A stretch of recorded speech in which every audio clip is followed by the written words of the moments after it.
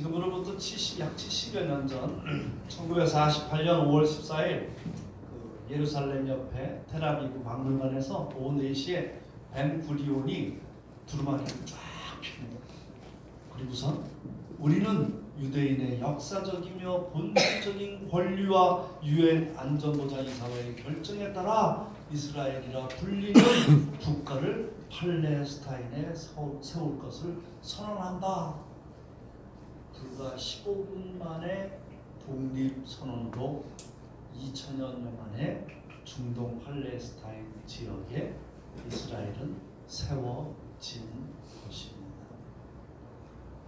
그리고 그날 밤 바로 주변의 5개국들이 시리아고 이집트 이 주변 국가들이 이스라엘을 공격합니다.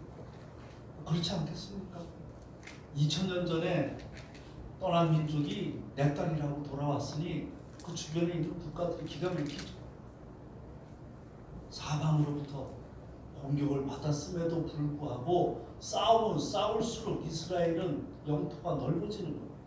모두 승리한 북이스라엘과 남유다로 갈라져서 서로 반목하다가 멸망해버린 그 이스라엘 민족이 2000년간 세계를 떠돌다가 방랑생활하다가 그리고 그 민족이 나라를 세우게 되는 것입니다.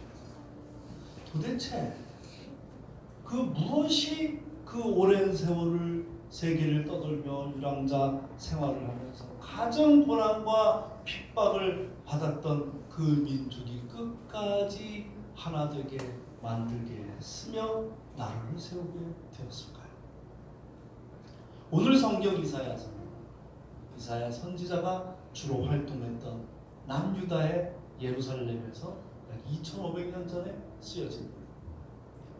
구약의 위대한 선지자인 이사야는 여호와는 구원이시다 라는 뜻을 가지고 있습니다. 구원이란 오직 하나님의 은혜로 말미암는다. 이 사실을 유다 백성들에게 가르치는 것입니다. 그 기록할 당시 북이스라엘은 남유다와 갈라져 가지고 반목하다가 북이스라엘은 급변하는 국제 정세 속에서 오락가락하다가 결국 아수르에 의해서 722년에 멸망하고 맙니다. 이제 기울어져가는 남유다 왕국의 장래를 바라보면서 유다 백성의 회개를 촉구하다가 이사야는 680년경에 BC 680년경에 톱에 허리를 잘려서 순교당하고 맙니다. 그리고 이사야가 순교한 지 100여 년이 안 돼 BC 586년에 바벨론에 의해서 남유다도 멸망하고 마는 것입니다.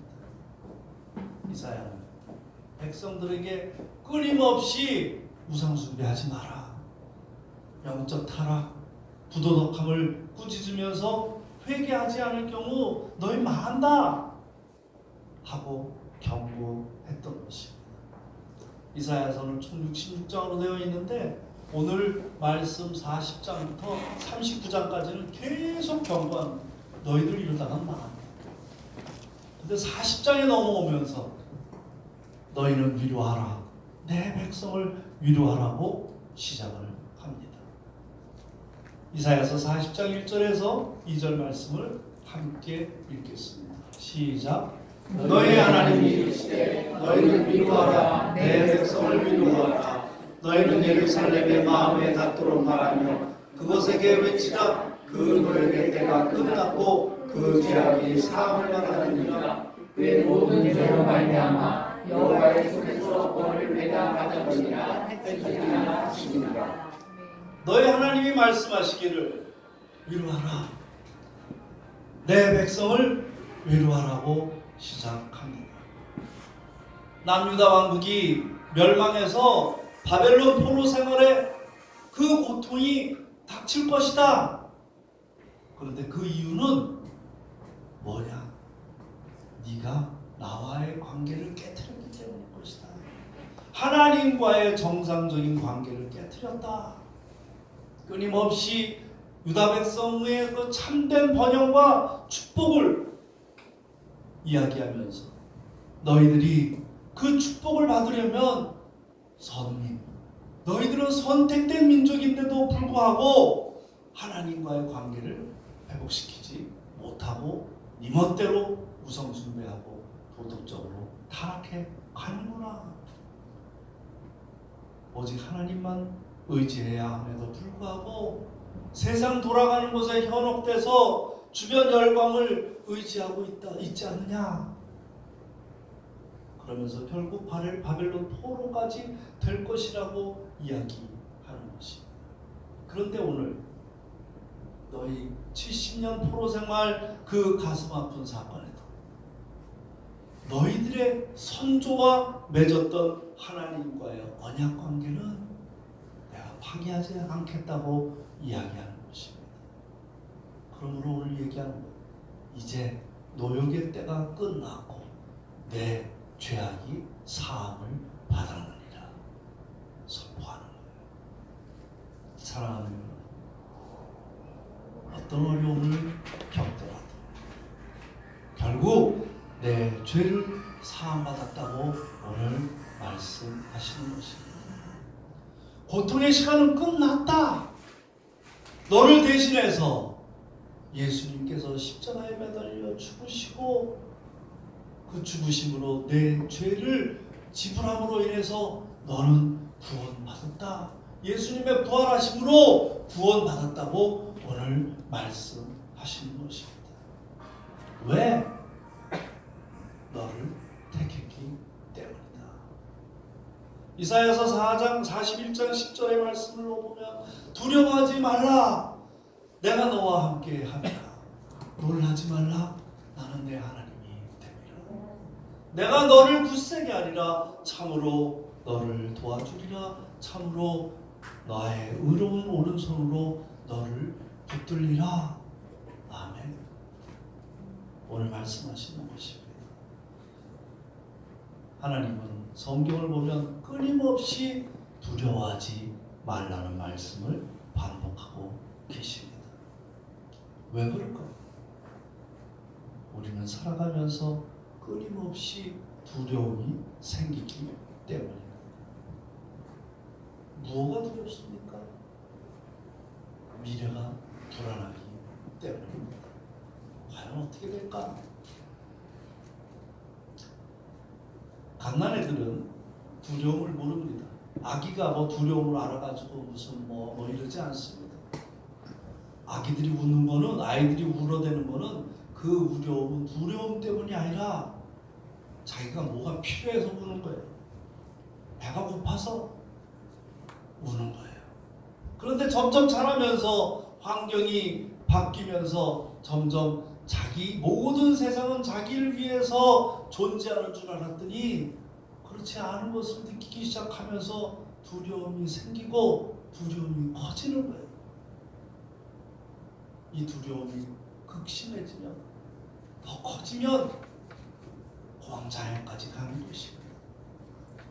그럼 이걸 어떻게 벗어날 수 있을까요? 믿음으로 벗어나야 되는 것입니다. 근데 그게 가능할까요? 믿는다고 하면서 그게 가능할까요? 가능합니다. 누가 이야기해 주느냐에 따라서 가능한 것입니다. 이야기해 주는 자가, 두려워하지 말라고 말해 주는 자가 믿을 수 없으면, 신뢰하지 않으면 별 소용이 없습니다. 그러나 두려워하지 말라고 하시는 분이 확실하면 얘기는 달라집니다. 이 성경을 보게 되면 숱한 이야기가 기록되어 있지만 결론은 하나입니다. 하나님은 너를 만드셨고 하나님은 창조주 하나님이시라고 하시는 것입니다. 그분만이, 하나님만이, 예수님만이 믿을 만한 분이라는 데 초점을 두고 있습니다.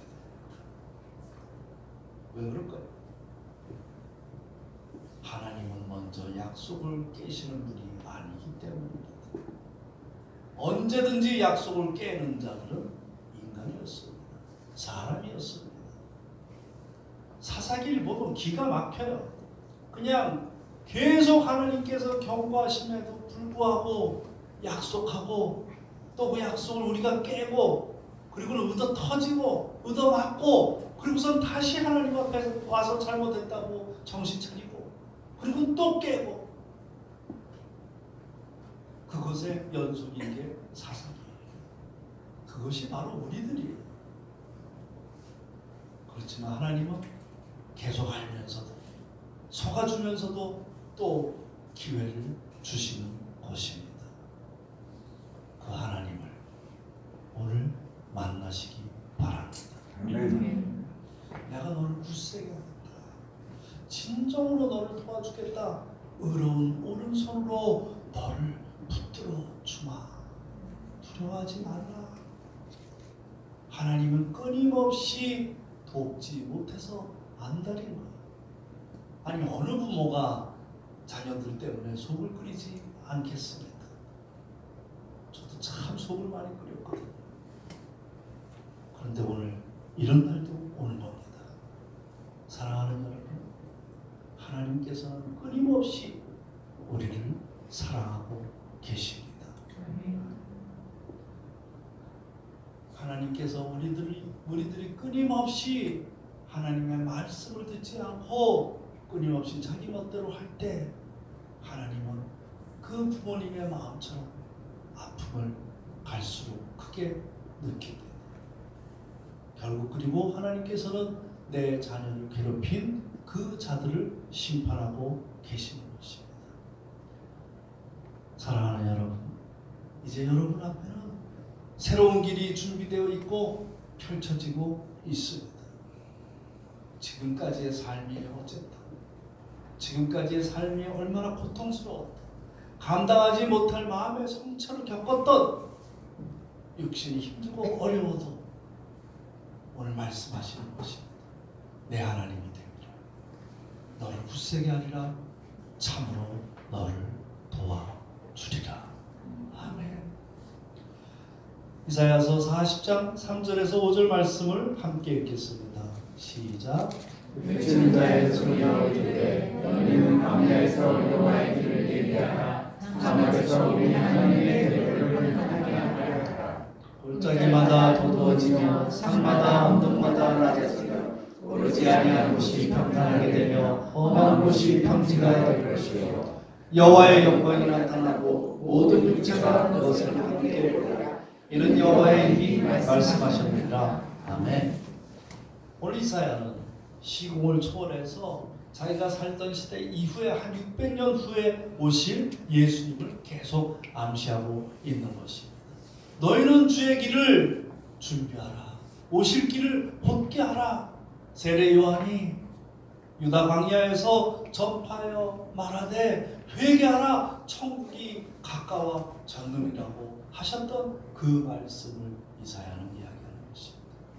그분을 맞이할 준비를 하라고 하시는 것입니다. 오실 여호와의 길을 예비하라.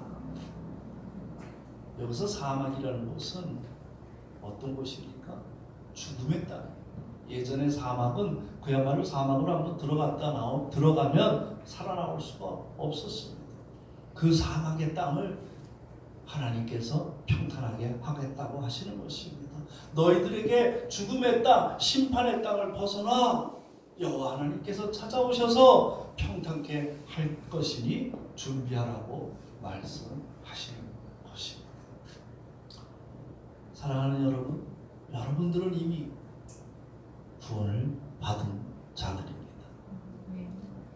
이제 준비된 하나님의 길을 향해서 나아가는 자들이 되십시오. 어디로 가든 무슨 일을 하든 어떤 일이 일어나든 오늘 하나님께서는 말씀하십니다. 사막에서 영원히 죽을 수밖에 없었던 너희들을 건져내서 하나님의 대로를 평탄케 하듯 너의 앞길을 예비할 것이라고 말씀하고 계십니다. 아멘. 지금부터 한 140년 전에 이 땅 한반도는 지금의 눈으로 보면 도저히 살 수가 없는 땅이었어요. 그 당시를 생각해 보십시오. 양반하고 쌍놈으로 나눠져 가지고 또 더군다나 여자와 천민은 완전히 노예 같은 삶을 살고 있었어요. 그 당시에 뭐 기록 사진들을 보면 한성, 서울이죠. 서울 시내는 하수구가 안 돼 있어가지고 온통 똥통이에요. 아무 데서나 똥 누고 했던 곳이 바로 우리나라. 그곳에 말씀으로 성령으로 선교사님들이 들어오시고 빛이 들어온 거예요. 예수님이 찾아오신 것입니다. 전라북도 김제에 가면 금산교회라고 있어요. 금산교회는 이렇게 기역자형으로 되어 있어요. 기역자형. 이 기역자형 중간에 목사님이 계시고 여기는 남자, 여기는 여자 이렇게 나눠져서 예배를 드립니다. 왜냐하면 그때만 해도 남녀 7세 부동석 해가지고 남자 여자가 함께 있을 수가 없었어요. 근데 예배는 드려야 되겠는데 여자들도 함께 예배를 드리기 위해서 교회를 이렇게 기역자로 만든 것입니다. 그래서 서로 이렇게 옆이 보이질 않아요. 그러니까 형제는 자매를 못 보고 자매는 형제를 못 봐요. 오직 목사님만 저기서 이렇게 보이는 거죠. 당시로는 아주 획기적인 발상이면서 디자인입니다. 복음이 들어가는 곳에는 이렇게 남녀노소 양방 상놈 차별이 없었던 것이에요. 그 당시가 어떤 시대인데 하나님 앞에서는 모두 공평하다는 사상으로 그 선교사들에 의해서 이 조선 땅이 바뀌기 시작하는 거예요. 그 금산교회는 교통의 중심지였어요. 그 당시에 교통이 뭐가 있었을까요? 그 당시에 자동차는 말이었어요. 말과 마부들, 마차 이것이 교통의 중심지입니다. 그 금산리에서 그러다 보니까 마당 그러니까 말을 제일 많이 가지고 있던 분이 그 지역에서는 유지고 가장 영향력이 있고 돈이 있는 거예요. 그곳에 조덕삼이라는 분이 계셨어요. 그 조덕삼은 아주 부자였지만 굉장히 겸손했던 분이에요. 그가 데이트 선교사의 오신 데이트 선교사의 그 복음을 듣고서 그리고 마음의 평안을 얻어가지고 회심을 합니다. 그리고 데이트에게 물어보는 거예요. 아니 얘기 들어보니 당신이 살고 있는 나라는 그렇게 좋은 나라인데 당신의 나라를 포기하고 왜 이런 외진 곳에 들어왔습니까? 데이트가 얘기하는 거예요. 예수님의 특별한 사랑을 받았기 때문입니다. 그 이야기를 듣고 유교 정신에 투철했던 그 조독삼이 자기 집을 내놓는 거예요. 자기 집에 사랑방을 내놓고 그리고선 거기서 예배를 드리기 시작합니다. 그게 바로 금산교회의 시작이에요. 1905년 그때부터 사랑제에서 예배를 드리는데 자기 그 조독삼 씨 부부, 아이들 그리고 자기 모습이고 하인이었던 이자익 그리고 마을 사람들과 함께 예배를 조촐하게 드리는 거예요. 그런데 이자익이라는 사람은 조독삼보다 나이가 15살이나 아래 그리고 집에서 그 마부 노릇을 하던 머슴이었습니다. 그들이 함께 교회를 가는 거예요. 그래서 예배를 드리는 거예요. 그리고 주인과 머슴이 함께 세례를 받습니다. 상상도 할 수 없는 일이죠. 거의 상상도 할 수 없는 일들을 그들은 했던 것입니다. 그리고 또 그 조독삼은 놀라운 게 그 이자익, 자기 머슴이었던 이자익을 하루는 자기 아이가 한문 공부를 그 서당에서 한문 공부를 하는데 그 앞에서 마당 쓸던 그 이자익이 옆에서 듣고 천자문을 줄줄줄줄 외우는 걸 보고 야, 이자익이가 굉장히 머리가 좋구나 해가지고 그에게 공부를 시킵니다. 함께 공부를 시키는 거예요. 이게 쉽습니까? 집안의 머슴이 자기 아이보다도 더 천자문을 공부를 잘하면 이게 쉬우냐? 나보다 능력이 있고 그런 사람들 보면 질투하고 흠을 잡고 시기하는데 그는 머슴임에도 불구하고 가리킨 거예요. 예수님의 사랑을 몸소 실천했던 것입니다. 그리고서 둘이서 이제 함께 집사로 임명을 받아요. 아니 머슴하고 같이 집사로 임명을 받는 것도 놀라운데 거기다가 또 열심히 교회를 섬기다가 보니까 그 교회가 굉장히 부흥을 해서 1년 후에는 장로를 뽑습니다. 그 장로를 뽑는데 장로 후보로 그 조독상과 이자익 양반과 상관이 같이 올라간 거예요. 근데 투표를 했을 거 아닙니까? 투표를 딱 했는데 머슴 이자익이 장로가 된 거예요. 이게 상식적으로 여러분들이 생각할 때는 누가 장로가 되었겠습니까? 조독상은 사적으로는 이자익의 상전이에요. 나이도 15살이나 많아요. 그리고 최고 부자고 교회도 제공했던 사람이에요. 그리고 인격과 인품도 전혀 흠잡을 데가 없는 분이에요.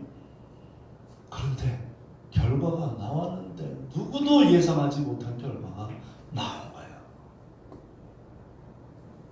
교회가 어떻겠어요? 투표 결과 이자익 하는 순간 얼어붙은 거예요. 아! 이럴 줄 몰랐지. 얼마나 그 예배 드릴 때 그 광경이 어떻겠어? 전부 다 눈치 딱 보면서 자기가 찍기는 찍어놓고 결과가 나온 걸 보니까 아주 그야말로 황당한 결과가 나왔으니까 예배실이 조용했어. 뒤에서 조독상 그 집사가 두벅두벅 나오는 거예요. 그리고 우리 금산교회 교인들은 참으로 훌륭한 일을 해냈습니다. 저희 집에서 일하고 있는 이자익 집사는 나보다 훨씬 신앙의 열의가 대단합니다. 여러분 감사합니다. 하고 인사하고 돌아간 거예요. 자신의 모습이었던 이자익이 먼저 장로가 되었지만 그는 그것을 기꺼이 받아들인 것입니다. 여러분들이라면 어떻게 하시겠습니까? 조독삼은 그 이자익을 그뿐만이 아니라 평양 신학교를 보냅니다. 그리고서는 신학공부를 지원해서 그 이자익이 목사가 됩니다. 그 목사가 되자 1915년 자신의 금산교회 당회장 목사님으로 모시는 거예요. 이랬었어요. 우리의 선배들은. 우리의 믿음의 선배들은 모든 판단의 근거를 오직 하나님의 말씀과 예수님의 삶과 정신으로 두었던 것입니다. 사랑하는 여러분, 겸손하게 성경 말씀대로 예수님의 사랑을 실천했던 그 믿음의 선배들을 따라 우리 믿음의 씨앗교회가 그렇게 되기를 바랍니다. 이들은 겸손하게 공의를 믿음으로 행했던 분들입니다. 예수님이 십자가에 매달리시기 전에 제자들의 발을 씻겨주었던 그 사랑과 겸손의 공동체였습니다. 교회는 성령의 불이 있어야 돼요. 그리고 교회를 오는 사람들마다 그 성령의 불씨를 가지고 또 일주일을 살아야 되는 거예요. 그리고 그 성령의 불씨를 가지고 각자 간 곳에서 있는 자리에서 그 성령의 불씨를 불태워야만이 되는 것입니다. 사랑하는 여러분, 교회 올 때 그냥 오지 마십시오. 내가 오늘은 어떤 일이 있어도 교회 예배 드리면서 하나님의 말씀을 붙들고 성령의 불씨를 가지고 돌아가겠다.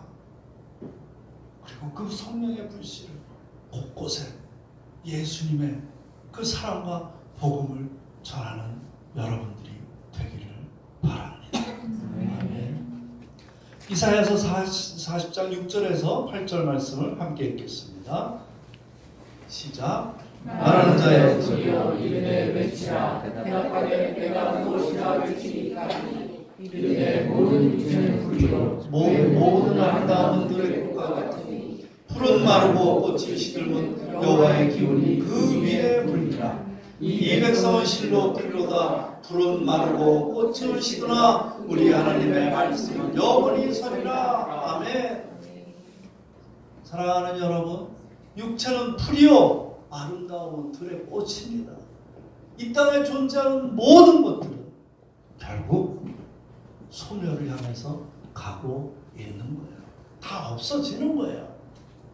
지금 내 눈앞에 있다는 것은 곧 사라지고 있다는 것입니다. 인간이건 사물이건 땅에 있는 모든 존재들은 예외가 없습니다. 한 줌 흙으로 한 줌 먼지로 돌아가야 되는 것입니다. 허무하지 않으세요? 우리는 그렇기 때문에 그 너머를 바라봐야 되는 것입니다. 모든 것이 한계가 있는 그 유한의 끝자락에서 무한을 바라봐야 되는 것입니다.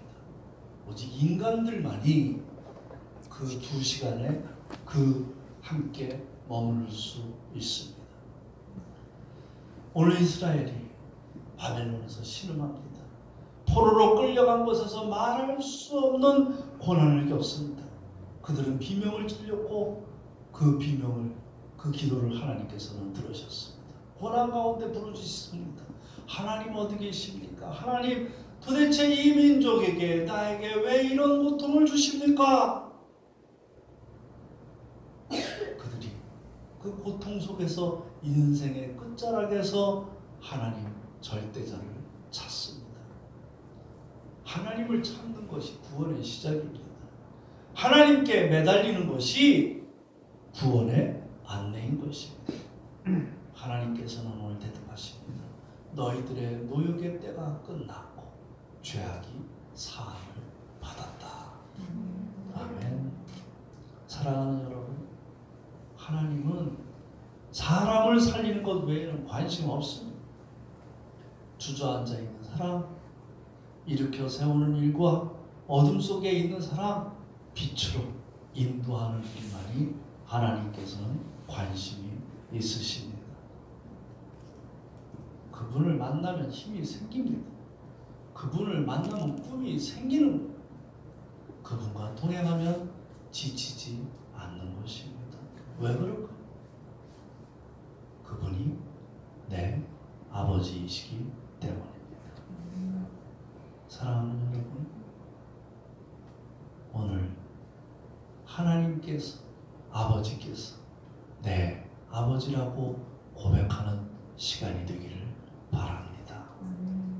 내 아버지라면 어떻게 나를 힘들고 지치게 하시겠습니까?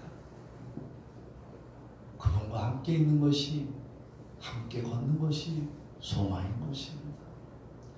살면서 어느 누구든 평탄한 길을, 순탄한 길만을 걷지는 않습니다. 반드시 바람이 불고 비를 만납니다. 언젠가는 피할 수 없는 어려움을 맞닥뜨리기도 합니다. 그렇기 때문에 믿음으로 인생을 세워야 되는 것입니다. 바울이 오늘 말합니다.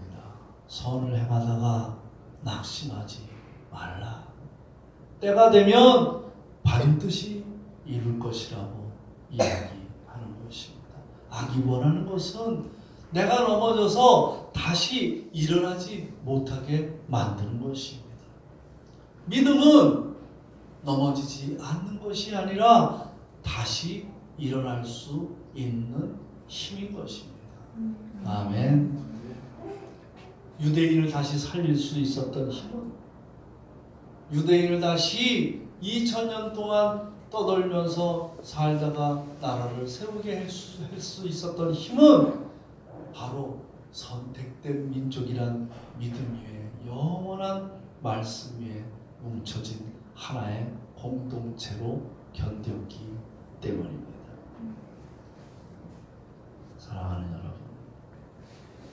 이 한반도를 위해서 기도해 주시기 바랍니다. 기도해야만이 됩니다.